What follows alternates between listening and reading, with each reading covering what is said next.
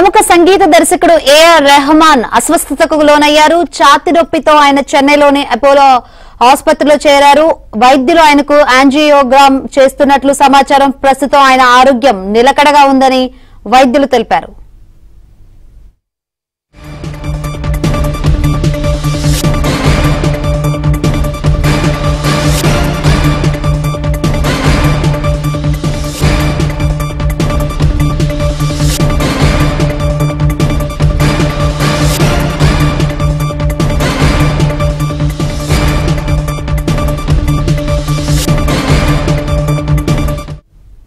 ప్రముఖ సంగీత దర్శకుడు ఏఆర్ రెహమాన్ అస్వస్థతకు లోనయ్యారు. ఛాతీ నొప్పితో ఆయన చెన్నైలోని అపోలో ఆసుపత్రిలో చేరారు. వైద్యులు ఆయనకు యాంజియోగ్రామ్ చేస్తున్నట్లు సమాచారం. ప్రస్తుతం ఆయన ఆరోగ్యం నిలకడగా ఉందని వైద్యులు తెలిపారు.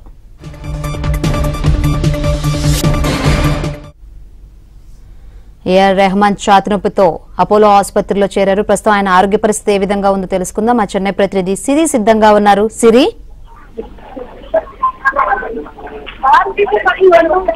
ప్రముఖ సంగీత దర్శకుడు ఏఆర్ రెహమాన్ ఆసుపత్రిలో చేరారు. నిన్న ఆయన ఫారెన్ ట్రిప్ తర్వాత ఛాతీ నొప్పి అలాగే మెడ నొప్పి కంప్లైంట్ చేయడంతో చెన్నైలోని ప్రముఖ ప్రైవేట్ హాస్పిటల్ లో ఆయన చేర్పించడం జరిగింది. అయితే వైద్యుల పర్యవేక్షణలో ఇప్పటికే ఆయన చికిత్స పొందుతున్నారు.